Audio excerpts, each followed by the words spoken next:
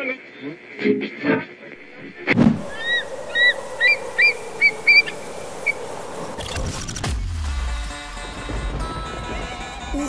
olumaphiko olugula amaphiko kwaye kwaphephezela omiyane inyoni nobuciko nomnyunyiyo egcwele emizini nemafini icula ingoma emnandi yayahlukanisa unyaka omusha omdala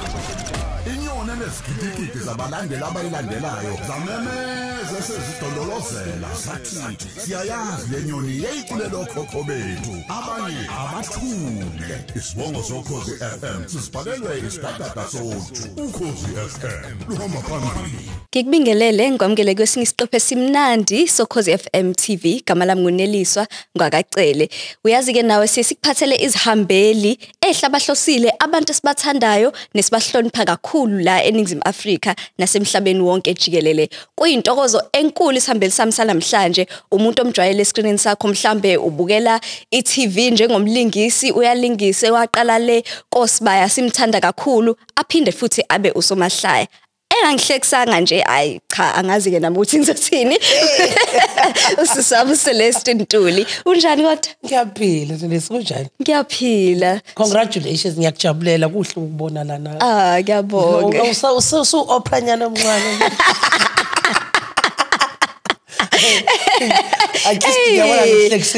ngifika nje ngisho njalo bese ufaka ipressure phela manje on the spot angazi noma kwakuyi interview yini noma kwakuyi video athi lo muntu usomahlaya athi yebo athi okay ishihla yakhe nje lapho ba serious lalela lihlupha lapho kabe lisaphuma lapha mosuthi awulisho livele listuck aliphumi kanjani sijabule kakhulu kuba nawe namhlanje ngiyajabula nami sifisa nje ukwazi kangcono sazi ukuthi uCeleste ubani siyazi ke futhi ukuthi there's an upcoming show so kumnandi nje kuningi sizokuza namhlanje kodwa ke awukusithathe usibuyisele emumva before sazi uCeleste lo kwi-screen uCeleste ukhulapi uyingane enjani wenzani Nkosi yami ngikhulele niwe empangeni ekhaya kusempangeni uma nobaba abantu abasuka eMatshana ngakhona empangeni so babe locally ke kusho ukuthi abazali basuka endaweni eyodwa siba u8 ekhaya ngiwe 6 sikhule nobaba noma endlini eyodwa so ngikhule vele nje kumndeni omningi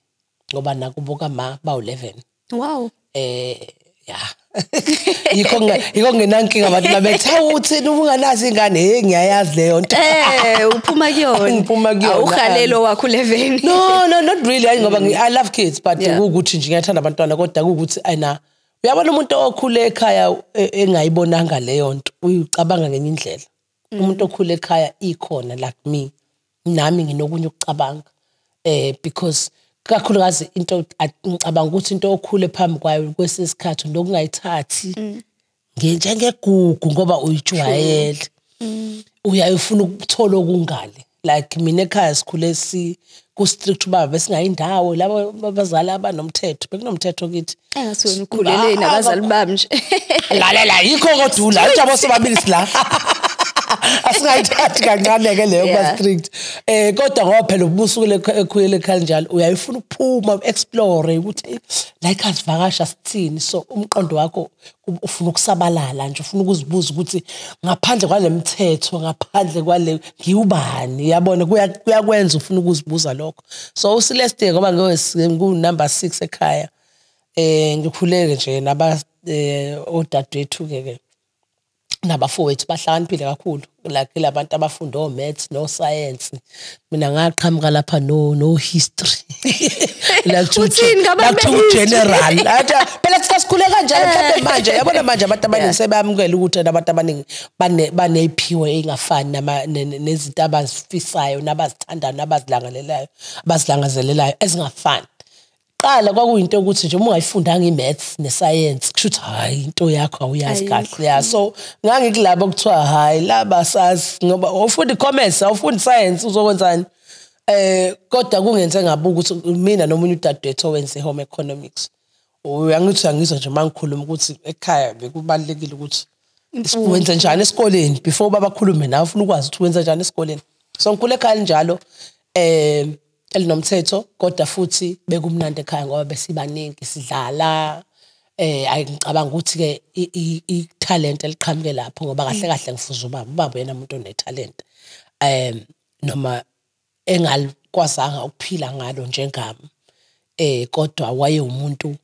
ohlala acabanga into azoyenza uyashisela uwayine band usebhala ipoem seyapenda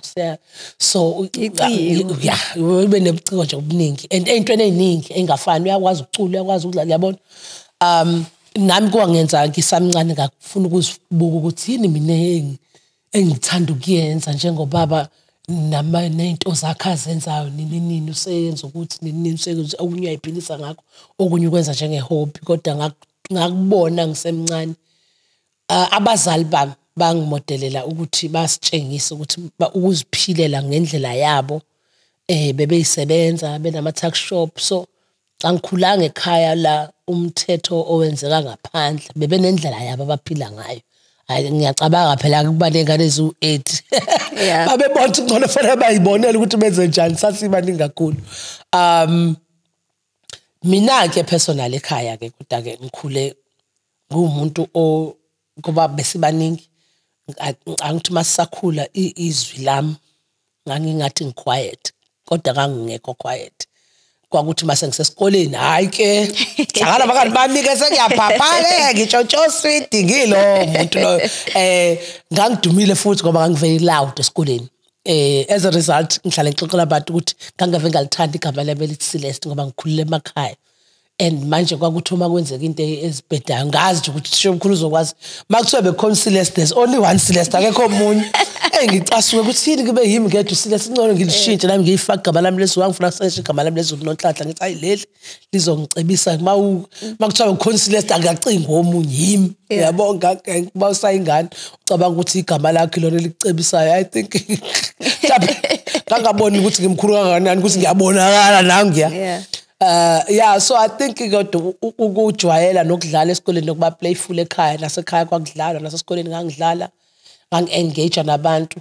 and uyazazi ke uma ukhule wena ngewase uma ukhule uwumuntu onomzimba kakhulukazi noma futhi ngaleso sikhathi abantu babesadlala umqondo we-colonization angazi ngizothini mental slavery kodwa abantu babuka ukuthi nebala elimnyamana kusho ukuthi khonke ukucwaseka ngaleyo ndlela kwangenza ngafunda ukukhuluma-ke ngoba ngangiyiphendulela ngeke ungitshele nje ukuthi ngisidudla semnyama umuhle unjalo ngizokuchwensa baze bathi hayi miyekeni uCeleste ngoba ngakufuna ukwenza sure ukuthi akekho umuntu I think i-comedy mhlambe yaqala lapho now masubuyele emuva mangibhele emuva uthi kusho ukuthi kwakungifundisa ngoba ngangikwazi angikaze ngibe lo muntu othi uma ebhulishwa ngalezo zinto ngikhale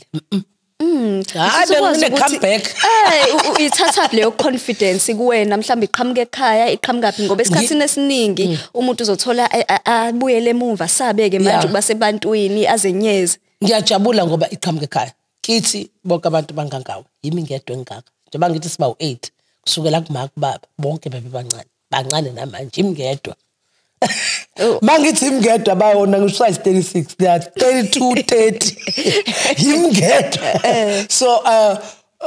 qala musayingane leyo nto yakufraza kodwa I think ukukhula ekhaya ke abodadewethu nabafowethu bengidlalisa ngakho akubanga kusaba yinto yazi manje mangifika eminyango umuntu asho leyo nto ngithi osuka kade bengiroaster ngaleyo nto last week ngabaphendula bonke wena uyini so kwakungangihlala enhlizweni kungize ngiyoga kwangisiza I think ukuba sekhaya nokuthi ngiqhamuke ekhaya sibaningi no cousin nani ngasheshe nje ngaba comfortable and kwangisiza ukuthi ngibe ne confidence nganje mhlambe iyona le confidence ekuthwale ngisho usukhulile ngoba phela ungena kwi-industry la khona i-judgment iningi kakhulu ama stereotypes indlela zokucabanga abantu bathi hayi umuntu onje fanele adlale irole kanjena noma umuntu onje zonke lezo zinto ubhekana kanjani ke manje nazo kwi-industry iziphi lezi zifundo owawuthola usamncane ezikuthwalile ususemsebenzini owangempela ngicabanga ukuthi cishe zonke ngoba kule industry nakhona uyabheka ukuthi umkhulu kakhulu umncane awumncane and ukuba mkhulu kwesikhathi abantu abaku-understand awusho ukuthi angena umuntu ofuna ukukhulumela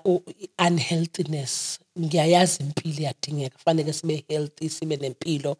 kodwa njengoba ngisho ngazalwa ngemkhulu hayi ukuthi ngazalwa ngidla ibheka ngazalwa ngimkhulu so kodwa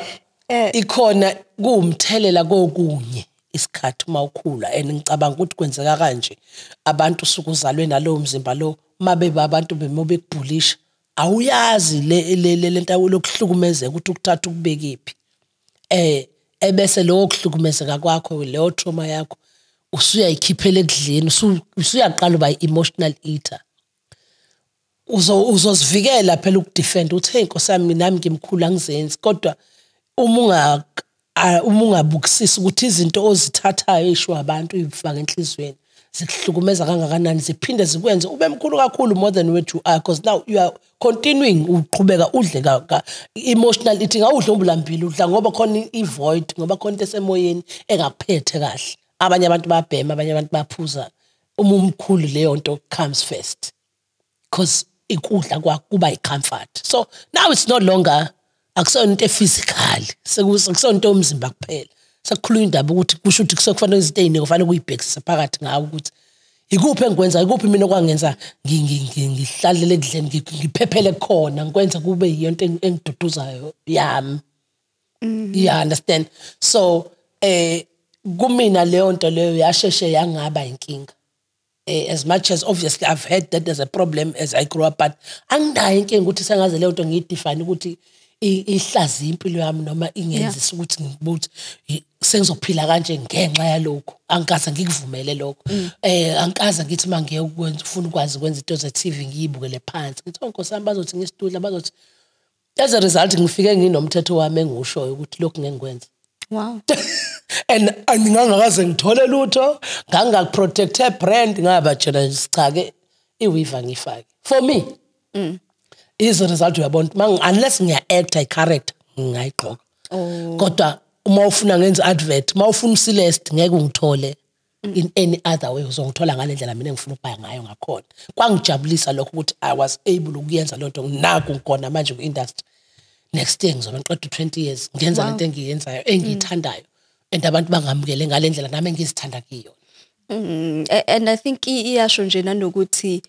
kumele uzithembe ngendlela osuku uyiyona ngoba kwesinye isikhathi omunye umuntu akayifuni into ethile kodwa it's ngizolahlekelwe leli thuba noma ngizolahlekelwe lo msebenzi bese usuyithola wenza izinto mhlawumbe ungavumelani noma ezingahambelani nawe fisa sibuyele emumva ke se high school uyabona ukuthi no italent elikhona ikuphi la ubona khona ukuthi leli talent lingaphezi kokuthi nje ngitalented lokho okujwayelekile leli talent khona elihamba nakho lize ngiyangiphikisa khona la ngiyakhona high school angikholwa ukuthi ngase nginesiqiniseko sokuthi ngizokwenza lokho kodwa ngangazi ukuthi ngifuna ukuba umlingisi lokho engangikwazi ukuthi ngifuna ukwenza idrama ngiact ngasifume emakhaya asinayo idrama senza ikesh akunomehlo and ngoba futhi ngikhule emakhaya bengisilalela kakhulu ukho besikole ngoba siba u8 besihlala no aunt oma no baba njengoba ngisho beyisebenza manje ngibe umuntu umuhlala no aunt ugadwa o aunt ayikho into awuzoyazi njengezitori zaka Radio Zulu ngiyazi ukuthi u Radio Zulu then hayi ngimdala kancane yambe yeah so ngakulomuntu lo siyakhumbula nje ngine memory ukuthi wawazi ukuthi sikhona istory ka 12 khona sika 3 siyaphinda ngo 6 manje 11 leyo animation mabeyifunda lezi story umqondo wakho kuwuthathe man ubone manje mawubuka iTV kadulalele le story emini kuyakwakha lapha emqondweni ukuthi yazi ngish bangase nami ngibe umlingisi ngoba phela iRadio awungakazi kwenziwani lapho uma ulalela uyakho yikho bathi theater of the mind umqondo wakho uyasabalala uzucabanga ukuthi ngangicabanga ukuthi baliphuza ngempela iti ngangicabanga ukuthi babalandela imqondo wami ngitshele into until wasemdala ngathi awukhanhle into yenziwe e-studio kwakungithatha isikhathi yani kodwa kwakuyinto engilangazelelayo ukuthi ukusasa ngabe istory sizobathini ngicabanga ukuthi lezo zinto zangithatha ezinkulu kwathi mase ngisefika high school ngase ngazi ukuthi cha khona ngiyakuthanda ukuba umlingisi ngiyakuthanda ukubona kuzwa abantu emsakazweni ngiyayibona ukuthi into engifuna ukusebenza kuyona yiyo le emayelana no art, entertainment, umsakazo, ulingisa. Kwakugcwele lokho nje ekhanda lami. Kodwa ngangakaze ngazi ukuthi mina nakhe ngikwenza. Ngoba futhi ke ukuba usomahlaya kwangayona into esobala. Yeah. Kwangayona into choice. Nanokuthi nje akusiyona into ejwayelekile ebaleni lethu. Ikakhulukazi kubantu besifazane so nje ngangena umuntu engathi ngabuyekena ngithi ukuqala kwami ukuyazi comedy. It was in 2007-6. Wow. We understand ukuthi ngokuthi ngibuka ama DVDs. Engangiwaphiwe ngisaswabolekiwe boyfriend kamngani nami. This is how I was like, lento ngiyayithanda because and kungenze ngabe ngoba vele ke ngale kokulingisa nani angikaze ngibe umuntu ngayibona ngithi ngiyakutshela ngisamncane bengikwazi ukuzikhulumela. So mase ngikhulile bese ngiconfident phela high school ke manje aseyiphumela amahlaya ngisho sekuba ngisangichonsanga sekuchonsa mina sekuyime ngiphethe sekuwena ibhuli sekuphethe kuyime ngiphethe so kungenza kwangenza kwabalula uma ngiyibuka iComedy ukuthi lento ngakwazi ukuyenza ikuphi kwafika kuqala ulingisa noma iComedy qala wow I started comedy ngo-2005. Okay. Njengoba ngisho ukuthi ngunyaka ozayo ngenza 20 years. 20 years. Igig yakho yokuqala usayikhumbula bahleka nje abantu. Ngikhumbula kahle uSekhumalo uyena umuntu nami ngabafuna ngabona iposter yayini I think kwakuwoshembe uSekhumalo beqala ukuyenza. This is 2005. Ngibafonele ngifuthe ngiyamazi from eTech ngangifunda na eTech. Enzi drama ngenza entertainment technology yabona ukuthi I've always been angikakaze ngenze enye into except for ukusebenza esitolo seyincwadi futhi nakho which is part of publishing angikaze ngabikho kule industry except for call center but I've always worked here uyabona kancane so usithe ngangimazi so ngangibaza abantu abakulesi space ngangiwazi ama actors ngibaza abalingisa ko Playhouse abangena kancane emsakazweni uyabona so ke usithe wangamfonela ngathi ngiyayithanda lento ngiyibonile wathi hayibo besikufuna kuwena vele ngathi okay wathi woza esontweni ngihlale ngisho ngithi ijoke yami iComedy izongikhokhela forever because I've never uba usomahlaya uqala usebenza mahhala ungaholi mina ngahola. Wow. Mine was exposure? Prayed and paid for. It was not exposure ngoba ngangisasebenza call center. Mange ngifona ngithi ngiya interested usithatha I was ngino 500 rand was lapha esontweni like a workshop kwakuyisonto la kaDubu. That was my first performance. Wow. Ngafika esontweni bangitshela ukuthi awukhulumi ngepolitiki awukhulumi ngesex awukhulumi ngela kwathiwa awukhulumi ngokukhuluma ngazo ungahlekisi ngereligion ngathi hey ngizokhuluma ngani la ngiyacabanga I was about to say ngoba esikhathini esiningi iComedy ikhuluma yenza amahlaya ngezinto abantu abangakhululekile ngazo ekhuluma ngazo kodwa niyazazi ikonhleka niyazazi ngathi ngathi kusho thina kuphela nani niyazazi lutho siyasukelwa ayibo kodwa kwangisiza ngoba ngavele ngakhuluma ngami and mangibuka manje indlela imaterial yami engiyenza ngayo amahlaya yami ngiyathanda lapho ucosha lapha ku-experience yami izinto zami zempilo yami indlela engibuka ngayo indlela engi-experience ngayo into angicabanga ukuthi kwasukela lapho ngoba ngangingenayo into engizokhuluma ngayo and angingangalazi iBhayibheli ngaleyo ndlela ukuthi engathi ngizothi ngithi la cosha ivesi ngi-offend abantu ngcono ngithule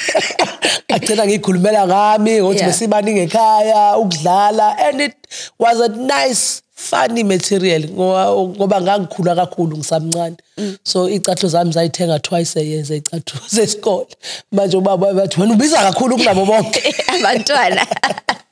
Hey Nkosi yami sihleli noSelesi Ntuli ku Khosi FM TV siyabuya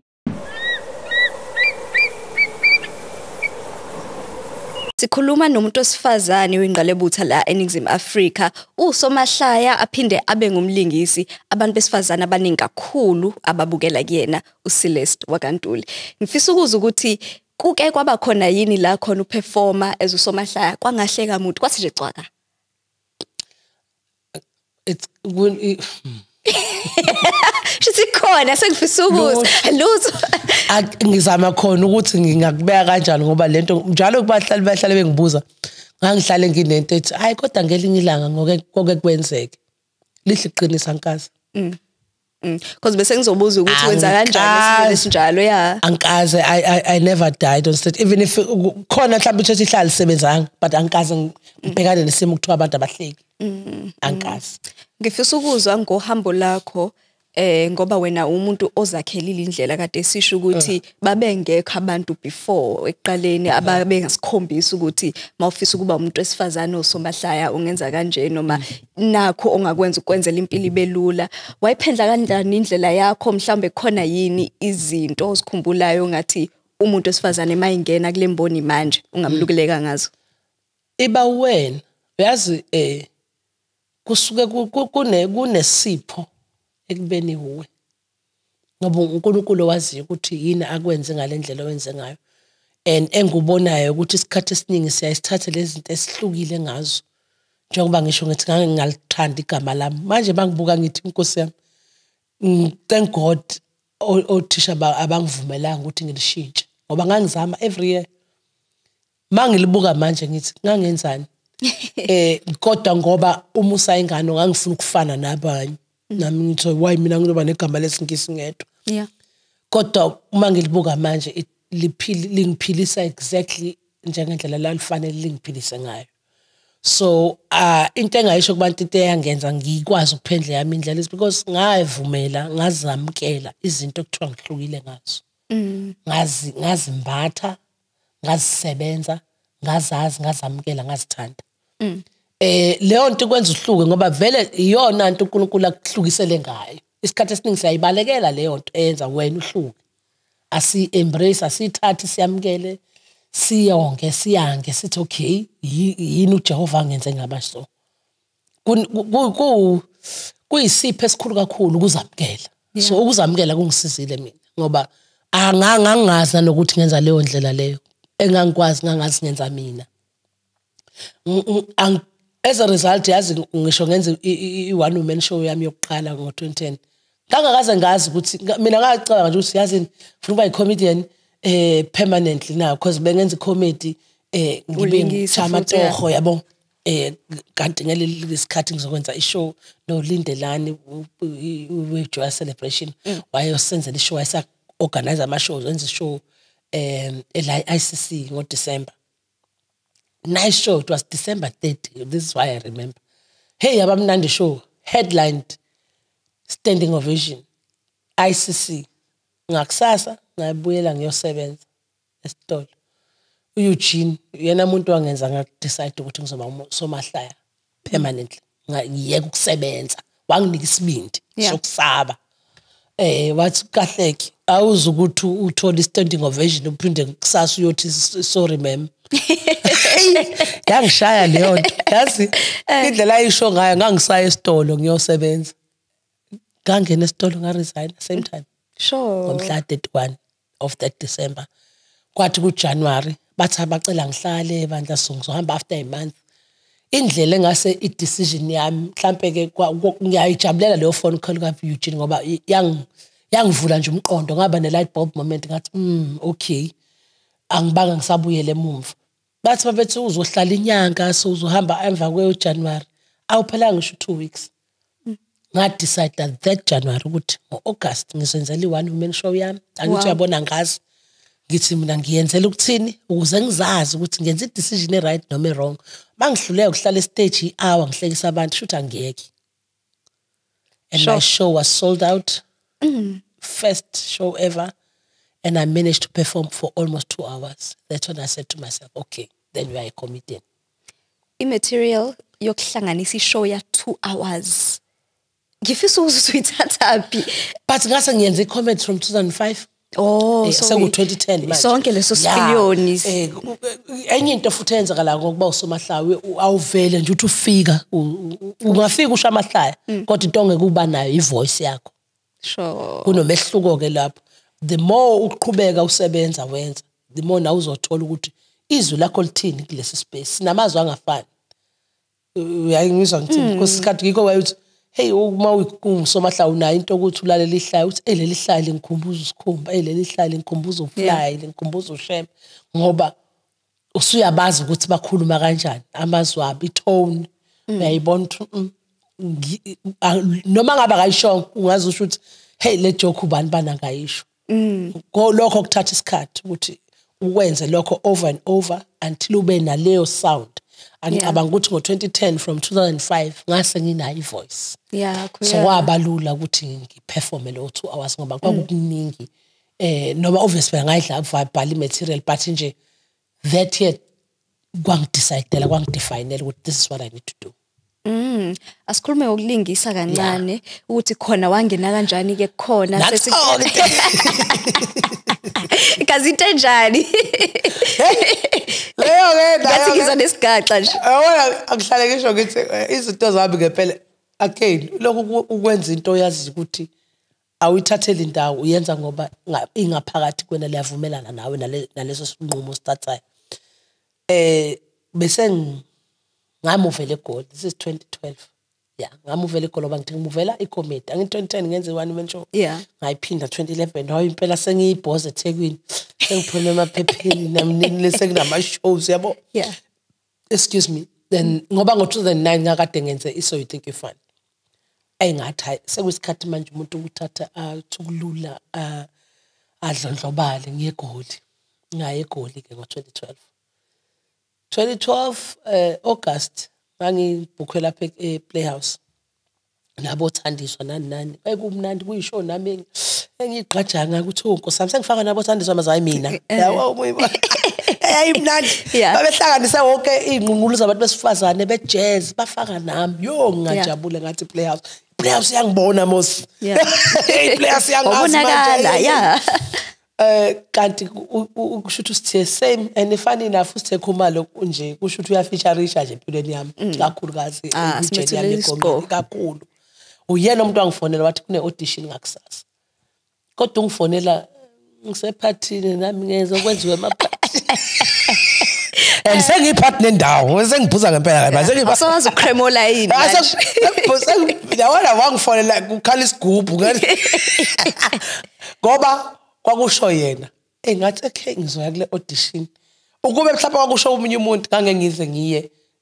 ngaya out of respect for him you know ama acting useyakuthiwa nayi audition audition aka 17 ungatholaka lutho so I never cabanganga nje ukuthi ngenza kube into enkulu ngihambe nenzima ibhabhalasi ngiyela nje ukuthi usithe uthangi kodwa ngihlukumezekile ungithole kabi mangifika lapha angibuzi lento eziningi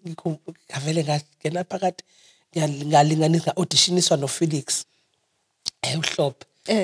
ngathi Felix asiqaleni kwasho ukuthi noFelix sinenkinga ezifanayo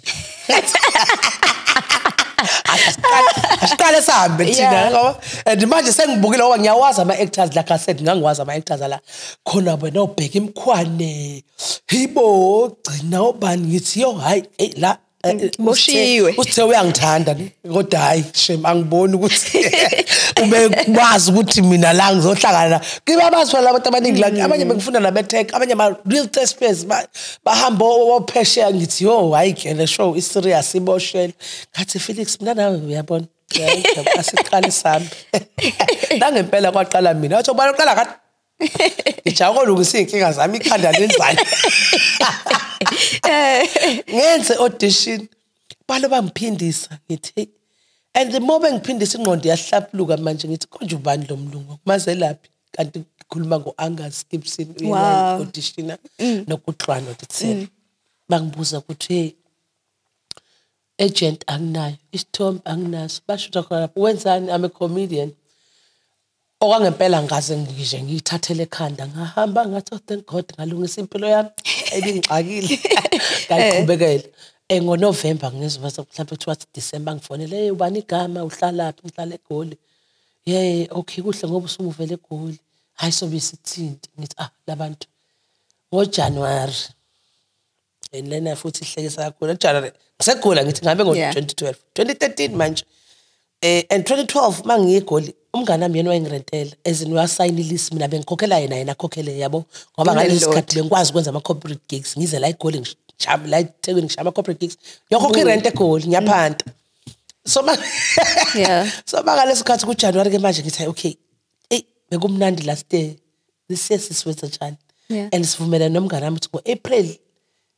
kufanele ngiyibonele wavuma ukuthi uzosayinilisa yonyaka sekuJanuary manje sengiyayibona ngithi nakho-ke Nangu April suseduze. seduze April sisuzoqhubeka urente ngani uzosayina ngani into zakho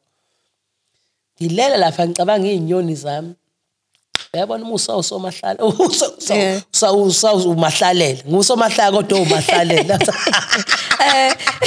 hey vuke kuseni icabangela izinyoni zami ngizenzela izinto zami hey uyabona ubhorekile bangifonele ngisanda kushaya nje inkomishi yewayi bathi uqashiwe sicela ufike manje hey ngathi bathanga ngikho ngiyabona bethi ngiyabheda manje ngizofika kanjani lapha Yeah. ngabacethe bangidlulisela isikhathi ngafika ke ntambama sengingconywa Sekutheni angiye kuba umahlalela manje ngenza ukuthi umsebenzi ngiye lapha bangibona bangitshela ukuthi ngiqashiwe kanje indlela engangena yabona kungithatha isikhathi ukucabanga ukuthi yini le ngene kuyona ngafika lapha ngakhuluma bangibuza imali engizoyiwa hayo nginonkinga vele zo 3 days okay ngangena ndaba ngijabulela nje ukuthi bathi ngizosebenza 3 days kusho ukuthi ngizohola kusho ukuthi ngizokwazi ukukhokha irent kusho ukuthi ngizokwazi yabona kumina nje kwakufika lokho ngahamba ngavumelana okay sharp so kusendela ke email sisima usufika bla bla bla yasendwa email bangibuka ngithi hey manini kwangasa lapho ke ngabasopa ngibuka amagama abantu engizosebenza nabo ngathi hayibo lento akona umdlalo siyabo ngathwala indlela engangakholwa ngaba phone nathi ngicela ukuza nihlekisa ngami no manje ngibuka amagama abantu engizo-acta nabo ngithi there's no way bakhethe mina kanti ngibuka nami ukuthi kuthiwa ngizo-act u-character nabo bakithi mina bathi ngi-actor nosiyabo ngathwala Yeah. Kapela like for me that's when ngendlela engaqala kwaba ngavuleka ngamehlo ukuthi hayibo komele ngibe serious ngacela nokuyesethi ngingakaqala ukushoot ngoba ngangifuna ukuthi hayibo angikwazi phela ukuvele ngingazi into ngiyoqhamuka sengiqhamuka sengi-actor ngihamba sengibingelela kodwa yabona usuku ngifuna bengamukele ngiyasaba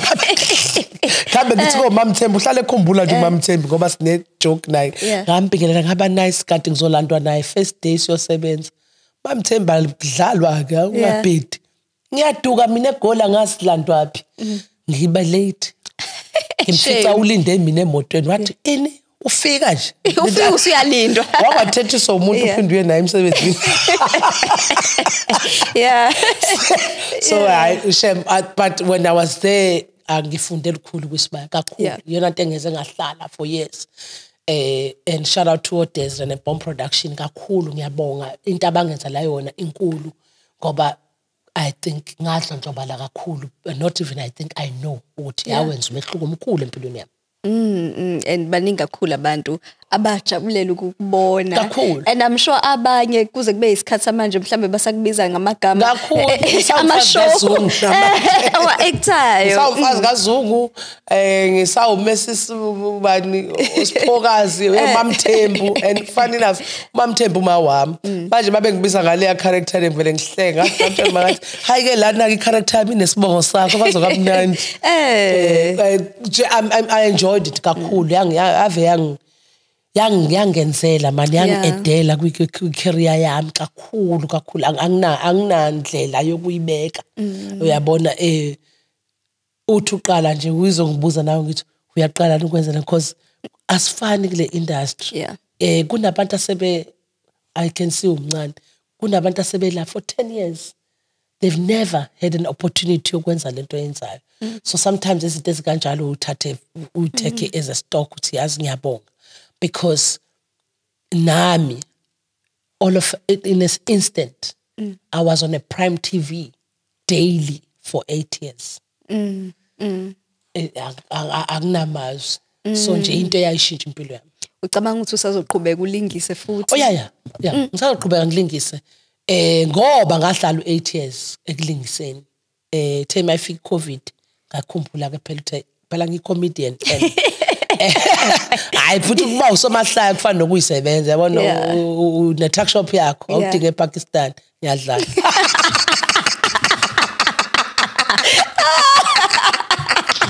no freestyle.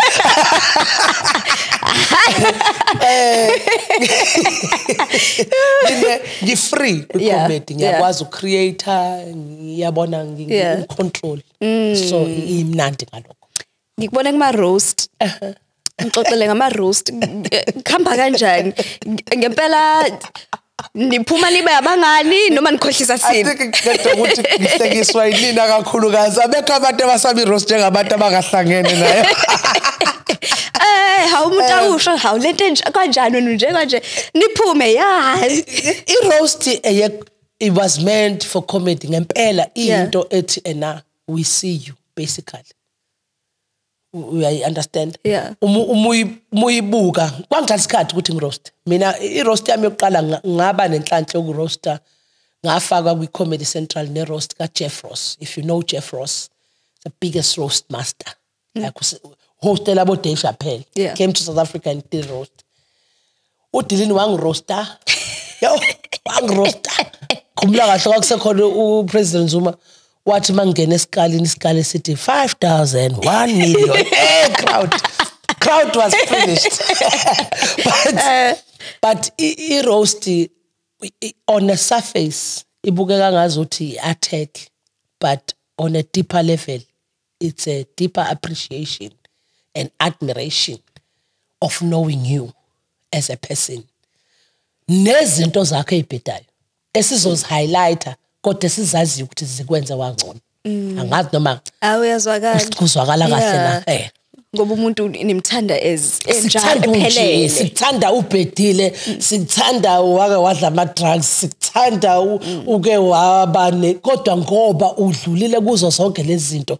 uthi udlule ba few abantu abadlule intweni ezibhedayo noma ama mistakes noma whatever controversial issues baphumelele wena udlulile kona namanje usayi hero kithina usacontributor kulesi space that's what roast means. Wow. It's literally unfiltered true love. Wow. Sikuthanda nje siyazi nje you understand kodwa siyakuthanda I know sizokutshela ebusweni bakho ukuthi nje asikuhleli kodwa wazi ukuthi sesazi ukuthi nje still sakuthanda sisakhona sure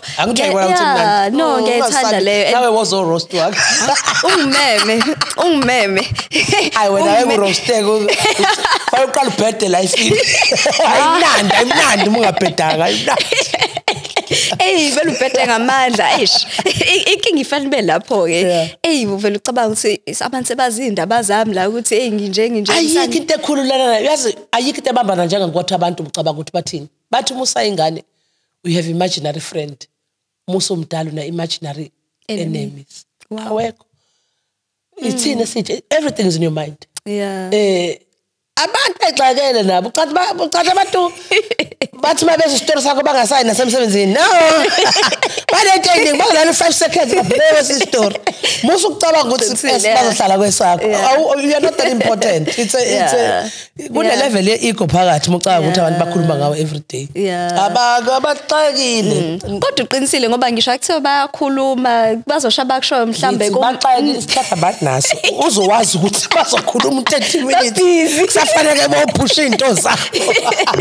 wena ungawukhaleli 30 minutes nawe khuluma ngabanye but all I'm saying is singakubalekeli ukuba ama artist kumnandi ngakho lokho I think sinenhlanhla thina abantu esiba ku public eye noma abantu bayitshela ukuthi leyo nto ibhlungu ngoba abantu bazokwazi indaba zethu kubhlungu ngoba in a way that uma u down wena unaso isikhathi sokuyithatha lento estock uyihlalele wedwa umhlaba wonke uzokwazi wena bengifisa ukuza lapho umhlaba wonke uzokwazi kodwa ngomhlaba wonke ukwazi ukwenza lokho mina ngikuthatha as an opportunity mabe khuluma ngaba abantu ngiyafunda ngifundele mina uyafunda lapha ngiyafunda abanye yabazi ignorance le angifanele angifundela ukuthatha ngifaka enhlizweni sengafunda ngifundela ukunderstand ukuthi yini mina engayifunda la manje ngeke futhi engizoyifunda ngishiya phansi uma kodwa kukhona ivalid point ngiyayivisita ngithi okay mhlambe namfana ngiyibukisise lento ngakho ke as much as umuntu owaziwayo onodumile nosemphakathini nosebusweni babantu kuyi opportunity ngoba wena ongekho ebusweni babantu kangakho utika wedwa lapha uyofuna ukuthi yini oyenze wrong yini ongayenzanga wrong. Mina nginabantu abawu 50,000 abazofuna ukungigiva. That's therapy. Oh, okay, because I didn't say imperfect. Yeah. You are giving me an opportunity to fix myself. Icabanga impilo yakho every day unabantu abazokutshela ukuthi what is wrong with you so that you can fix it. Sure. If uzoyithatha ube personal, it will destroy you. Kodwa uzoyithatha uthi take stock, iyangisiza noma ingisiza. Baqinisile noma baqinisa. Into efanele ngilungise noma into efanele ngayilungisa. That's why everyone else who's in a limelight, popular, whatever, kahle, we are cheating life because Ninias assist her to grow. And the day uthayikho into ozotshelwa yona, ngeke uphinde ukhule. Kusho ukuthi uqede phela ukukhula. Thina ke sigivwa njalo nisihleba njalo nisitshela njalo sikhula every day. Ngoba sinabantu abasitshela every day ukuthi kupho okubhedayo ngathi. Mhlawumbe sakhuluma ngalokho nje bengifisa ukuzwa uyasho ukuthi impilo yakhe phambi kwabantu but on top of that usomahlaya. So noma yikuphi la ukhona abantu ba expect abalindele imude ethile balindele ukuthi happy uyahleka ukhathele mhlambe inhliziyo ebhlungu mhlambe ushonelwe ngisho athi isimo sithini khona leyo nto uthi hawu Celeste ahleke kancane leyo nto leyo ayikuthwese yini umthwalo uyakwazi yini ukuzinikeza leso sikhala sokuthi ukwazi ukuba uwena like mawucasukile uzizwe uthi nongicasukile mangiphatheke kabi ngiphatheke kabi nginenhlanhla ngoba ngempela ngicanga ukuthi yikho umbuza lo mbuzo ukuthi ngike ngaperforma nabantu bengahleki ngathi akakazi. I wish on stage I'm funnier as I am in my real life. I'm a funny person. Ngiyayihlekisela nje elifini for me, for the next person, even when nginenkinga zami, I'm not ignoring them. Kodwa angiyena umuntu othanda ukuhlala in a negative space. I figure out why am I here? I accept it makufanele ngivumele leyo nto ukuthi okay yenzekile ngiyamkele ngilungise ngidlule kuyona ngizidlulise makuthi into efanele ngidlulise ngiphila my emotions are kuyakuthiwa your heart is in your sleeve. That's me. Ngakho angibi nayo inkinga abantu mabengibingelela ngokungijabulela. In actual fact ngikhumula when my brother passed away ubhuti wami washona esihlala eCape Town so uma ngihamba naye seGeorge eseshonile airport abantu abasiphela bazofuna ukungijabulela and mina ngisa-stress ukuthi yo angikhona ukumbheka uma ipain akuyona but ngoba ngiyilo muntu enguyena ngangibatshela nje kahle ukuthi ngishonela ngizobuye ngihleke nawe ngelinye ilanga. I think siba too hard on ourselves kubantu ukuthi as abantu ukuthi sijetha amanye ama emotions ngesiwadlule kona sizodlula kona kodwa at the end of the day impilo phela akuyona leyo emotional wrong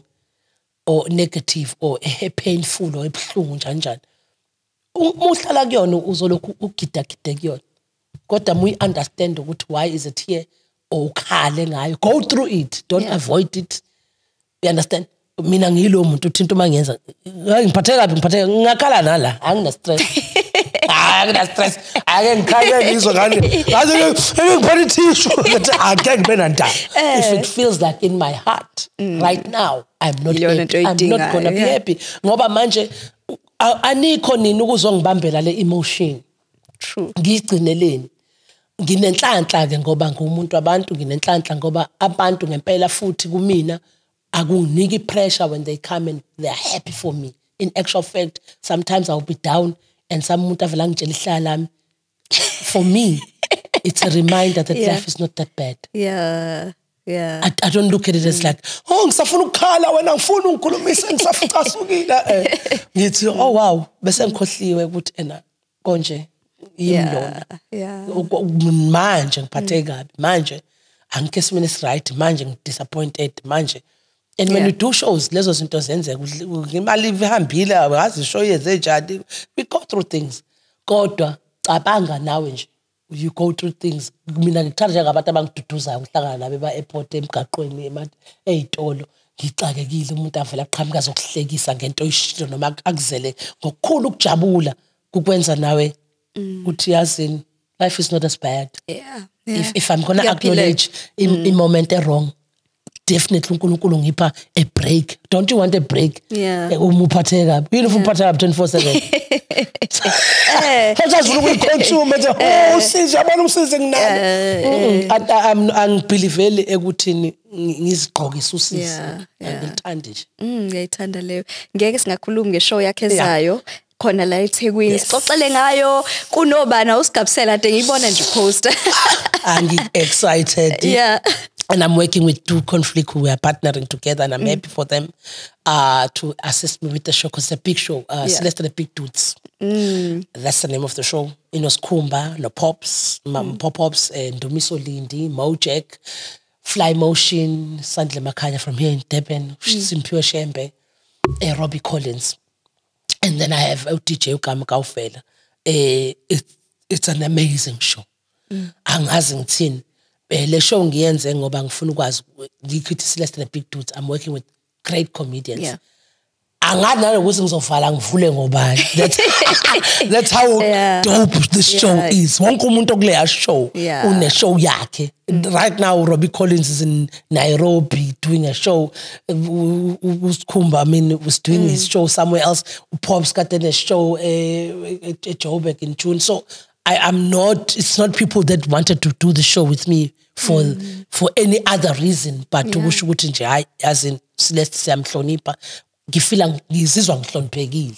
ukuthi ngibe nabo kwi line up and I'm going to do the show in Johannesburg la eThekwini ngomhla ka11 August at Durban ICC amatikiti akhona khona ticket Thekwini yenzani kahle show abekho laba bathawu phela bathi lo nje asifake awusifaka manje nginikeza izinyanga eziningabeni le show ngidayise for months ngoba ngiyazi sikule economy nginikezile ithuba lokubeka R5 then I'm doing Johannesburg Johannesburg kuzoba ngomhla ka17 August eyase Cape Town izoba ngoDecember ke ngoba isikhathi asibanga sisahlangana ukuthi ibe manje okay no looking forward ukuyibona ukuthi yokanjani ngenkani siyobe sikhona sibonge kakhulu ukuthi ube nathi namhlanje sifunda okuningi kakhulu ngawe and I'm sure nababukeli bajabule kakhulu sikufisela inhlanhla nangama show uqhubekele nje wephambili ngiyabonga kakhulu nawe ngokunjalo ngifisela inhlanhla you have une aura emnandi ngiyabonga uNkulunkulu akubusise khona abantu ohlangana nabo vele ubone ukuthi lona usazoba khona kulesi space forever and you are one of wow I receive ngibonge kakhulu thank you ngiyabonga nami sibonge nambukeli Ukhozi FM TV ukuthi ube nathi isikhathini samanje ngiyathemba ke ukuthi nawe ufundile okuningi kakhulu ngoCeleste waKaNtuli asiphinde sihlangane na kanjani kwesinye isiqephu soKhozi FM TV